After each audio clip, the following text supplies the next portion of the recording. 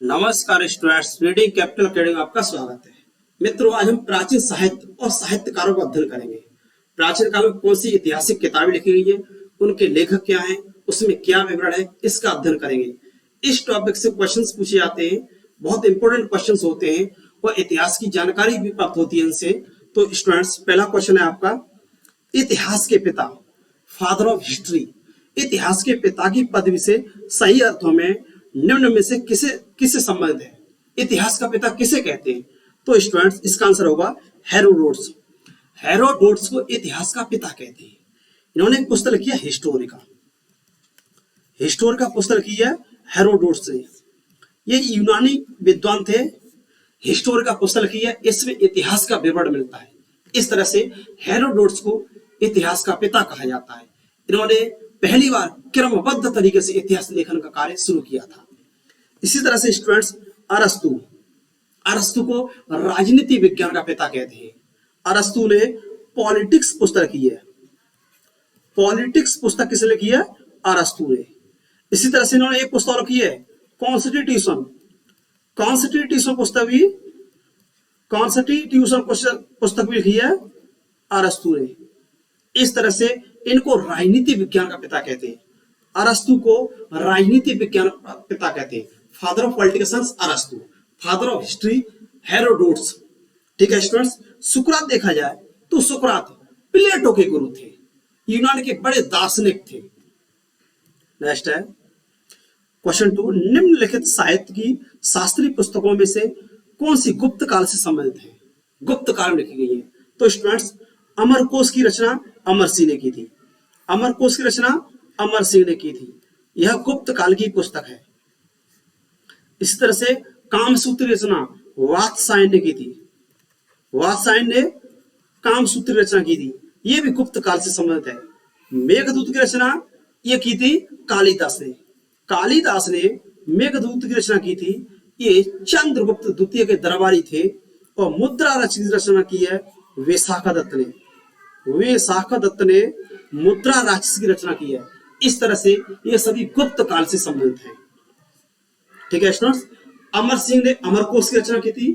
वात्स्यायन ने कामसूत्र की रचना की थी। मेघदूत की रचना करते कालिदास। प्राचीन भारत के महान कवि है, साहित्यकार हैं।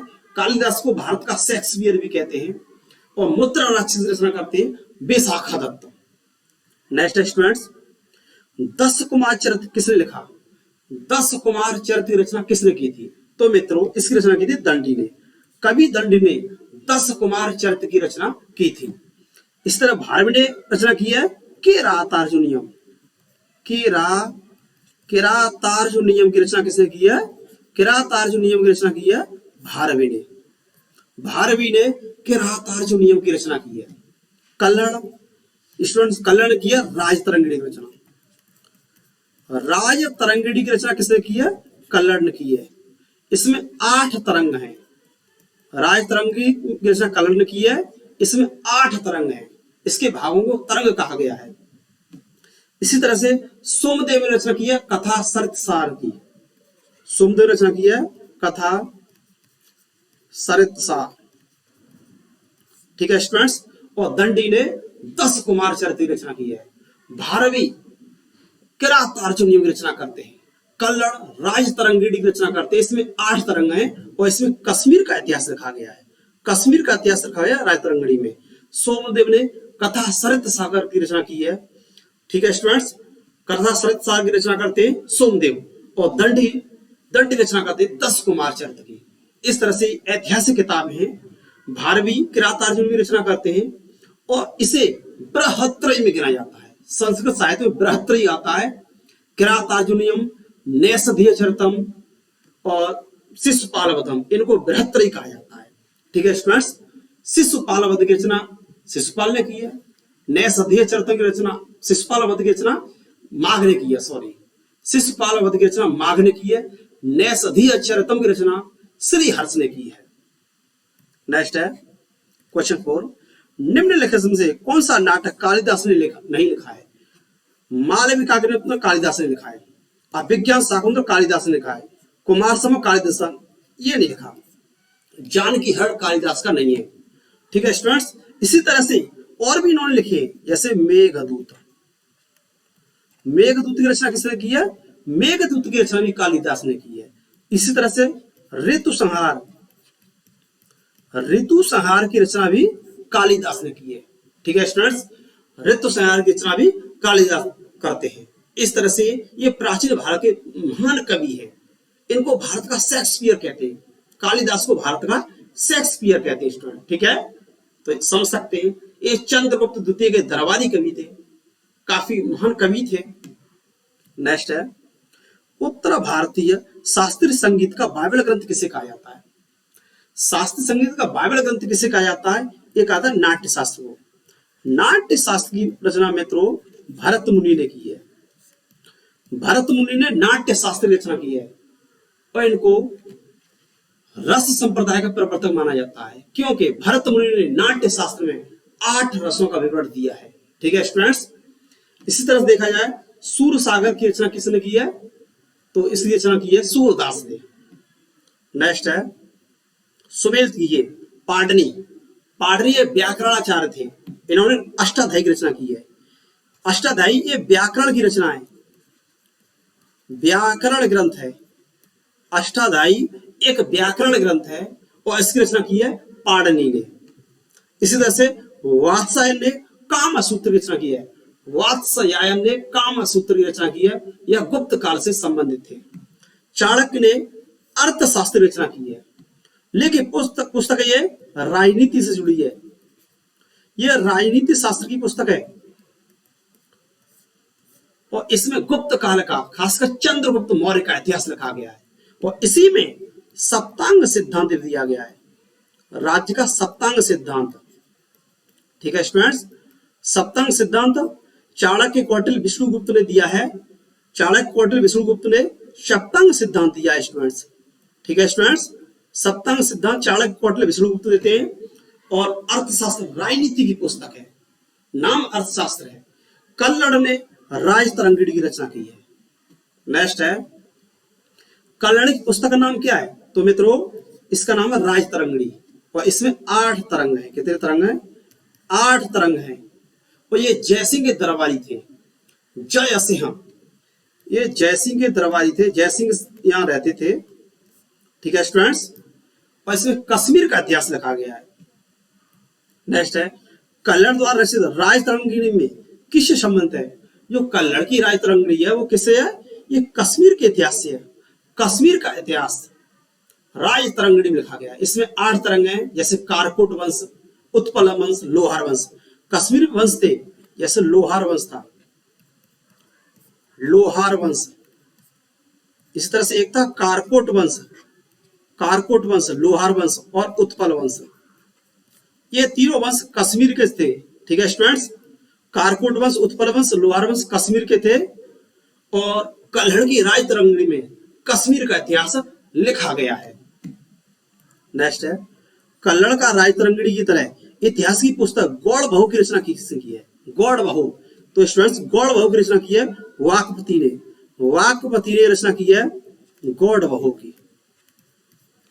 गौड़ बहू की रचना वाकपति ने की है, यह इतिहास की पुस्तक है।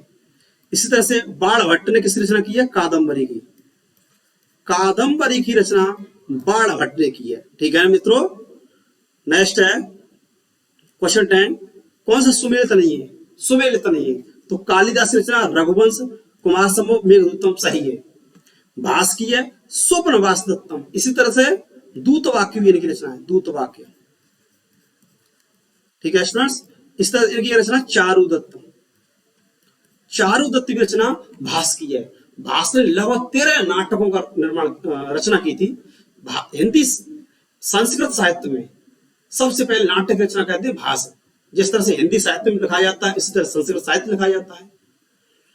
कालिदास से पहले के कवि हैं, भास कालिदास से पूर्ववर्ती कवि है और इन्होंने स्वप्न वासदत्तम नाटक लिखा है।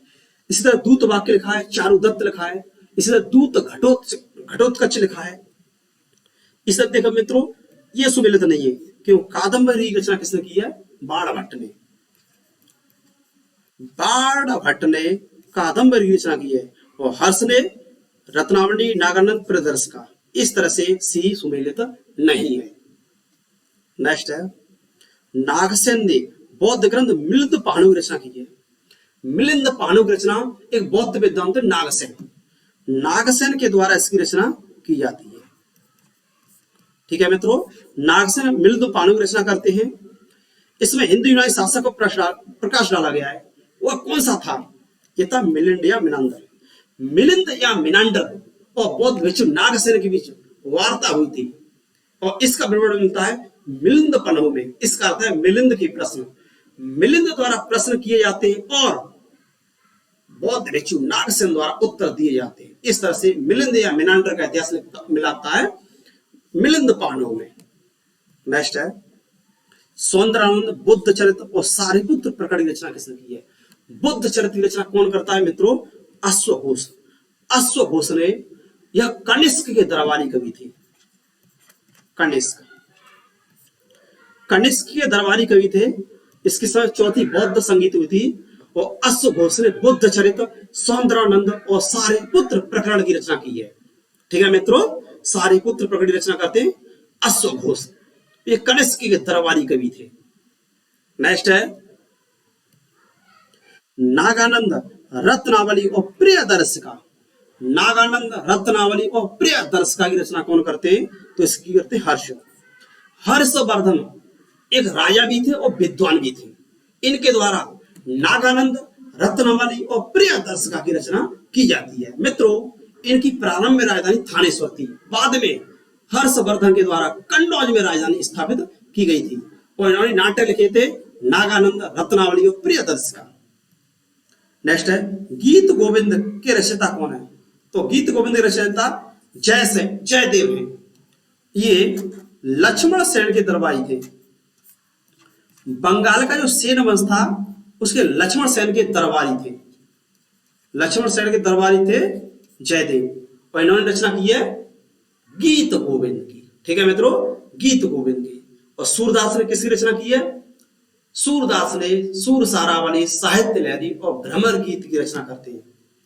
ठीक है मित्रों, ये रचना करते हैं भ्रमर गीत की। भ्रमर गीत की रचना कौन करते हैं? सूरदास करते हैं। ऐसे केशवदास रचना करते हैं रामचंद्र का की। केशवदास रामचंद्र का की रचना करते हैं। केशवदास रीत काल के कवि थे। इस तरह मीरा है, मीराबाई भी कृष्ण भक्ति की कवि थी। नेक्स्ट है, प्राचीन भारत का वह ग्रंथ जिसमें 15 भारतीय 40 विदेशी भाषाओं में, अर्थात विदेशी भाषाओं में भी इसका अनुवाद किया गया, वो कौन सा ग्रंथ है? तो मित्रों यह पंचतंत्र। पंचतंत्र लेखक विष्णु शर्मा माने जाते हैं। पंचतंत्र लेखक विष्णु शर्मा माने जाते हैं और ये गुप्त काल से जुड़े थे, गुप्त काल से संबंधित हैं और इसका कई भाषाओं में अनुवाद किया गया है। ठीक है मित्रों, कई भाषाओं में अनुवाद किया गया है। नेक्स्ट है, गणित की पुस्तक लीलावती के लेखक कौन है? लीलावती की रचना किसने की थी मित्रों? तो इसकी थी भास्कराचार्य। भास्कराचार्य गणितज्ञ थे। इन्होंने लीलावती की रचना की है जो गणित से है। और कौटिल्य ने किसकी रचना की है? अर्थशास्त्र की। कौटिल्य ने अर्थशास्त्र की रचना की है और इसका संबंध किससे है? संबंध इसका राजनीति से है, राजनीति शासन कला से है। ठीक है मित्रों, अमर्त्य सेन, इनको नोबेल पुरस्कार दिया गया अर्थशास्त्र के क्षेत्र में। नेक्स्ट है, प्राचीन काल में विधि निर्माता थे। तो मनु को प्राचीन काल में विधि निर्माता माना जाता है, इसलिए मनु स्मृति की रचना की थी। मनु स्मृति, इसको धर्मशास्त्र भी कहा जाता है। मनु स्मृति को धर्मशास्त्र भी कहा जाता है। इसमें समाज व्यवस्था, राजनीति, कानून इत्यादि का विवरण मिलता है और ये वही पुस्तक है मनुस्मृति जिसका डॉक्टर अम्बेडकर ने दहन कर दिया था, जला दिया था। ठीक है मित्रों, नेक्स्ट है, निम्न में से सबसे प्राचीन वाद्य यंत्र कौन सा है? सबसे प्राचीन वाद्य यंत्र कौन सा है मित्रों? तो वीणा। वीणा सबसे प्राचीन वाद्य यंत्र है क्योंकि समुद्रगुप्त को, आप इतिहास में देखें, समुद्रगुप्त को वीणा बजाते दिखाया गया है। समुद्रगुप्त को वीणा बजाते दिखाया गया है, तो इससे दिखाया गया है। ठीक है मित्रों, ये भारत का सबसे प्राचीन वाद्य यंत्र माना जाता है वीणा। ठीक है मित्रों, और तबला और सितार का आविष्कार कौन से किया था? ये किया था अमीर खुसरो ने तबला और सितार का आविष्कार किया था। ठीक है स्टूडेंट, क्वेश्चन है आर्यभट्ट कौन थे? आर्यभट्ट ये गणितज्ञ थे और खगोल शास्त्री थे, और इन्होंने आर्यभट्टीय सिद्धांत दिया है। आर्यभट्ट ने आर्यभट्टीय सिद्धांत दिया है। यह खगोलज्ञ थे और एक गणितज्ञ थे। प्राचीन भारत के महान विद्वान है, गुप्त काल से जुड़े हुए विद्वान थे ये। ठीक है मित्रों, अगला है मत विलास प्रहसन। मत विलास प्रहसन की रचना किसने की है? एक ये महेंद्र वर्मन ने। महेंद्र वर्मन एक पल्लव वंश के राजा थे। पल्लव वंश के राजा थे और इनके द्वारा मत विलास प्रहसन की रचना की जाती है। ठीक है मित्रों, मत विलास प्रहसन की रचना की जाती है। और रुद्रदामन इसका जूनागढ़ अभिलेख। जूनागढ़ अभिलेख, जूनागढ़ अभिलेख किससे जुड़ा हुआ है? यह रुद्रदामन से जुड़ा हुआ है। पुलकेशन द्वितीय देखा जाए तो इसका कौन सा अभिलेख है? ऐहोल अभिलेख। ऐहोल अभिलेख किससे संबंधित है? ऐहोल अभिलेख मित्रों ये पुलकेशन द्वितीय से संबंधित है, जो वातापी का चालुक्य वंश का राजा था। जूनागढ़ अभिलेख से पता चलता है कि चंद्रगुप्त मौर्य के द्वारा सुदर्शन झील का निर्माण करवाया गया था। ठीक है मित्रों, तो इस तरह से ये हमने कुछ किताबें पढ़ी। ये पुस्तकें आपके एग्जाम्स में आती रहती हैं। ठीक है स्टूडेंट्स, इसी तरह से देखा जाए तो अगर वैदिक ग्रंथ देखा जाए तो वैदिक साहित्य देखा जाए तो वैदिक साहित्य भी प्राचीन साहित्य है। जैसे वैदिक साहित्य में देखा जाए सबसे प्राचीन वेद कौन सा है? ऋग्वेद। 4 वेद थे, सबसे प्राचीन वेद है। प्राचीन वेद कौन सा है? ऋग्वेद है। इसी तरह से सबसे नया वेद कौन सा है? अथर्ववेद है। एक वेद है यजुर्वेद, एक वेद सामवेद और एक है अथर्ववेद। ये भी प्राचीन साहित्य है। मित्रों ऋग्वेद सबसे प्राचीन वेद है। इसमें सबसे ज्यादा श्लोक लिखे गए हैं। बताएंगे सबसे ज्यादा श्लोक किसके लिखे गए हैं? 250 श्लोक इंद्र के लिए लिखे गए। यजुर्वेद देखा जाए तो ये गद्य और पद्य दोनों लिखा गया है। कौन सा वेद है जो गद्य और पद्य दोनों लिखा गया है? तो आपका आंसर होगा यजुर्वेद। और सबसे प्राचीन वेद है ऋग्वेद। अब देखा जाए सामवेद, तो इसको संगीत का जन्म माना जाता है। सामवेद को संगीत का जन्म माना जाता है। ठीक है स्टूडेंट्स, सामवेद संगीत से संबंधित है। अथर्ववेद देखा जाए तो ये अथर्ववेद सबसे नवीन है। अथर्ववेद सबसे नवीन है और ये किससे संबंधित है? जादू, टोना, वशीकरण इत्यादि से। ठीक है मित्रों, तो इस तरह से वैदिक साहित्य भी प्राचीन साहित्य में गिना जाता है। ठीक है मित्रों, इसी तरह देखा जाए तो बौद्ध साहित्य जैसे त्रिपिटक। इसमें 3 ग्रंथ आते हैं। शुद्ध पिटक ये पाली भाषा में लिखा गया है। ऐसी तरह से विनय पिटक और एक ऐसी तरह से अभिधम्म पिटक।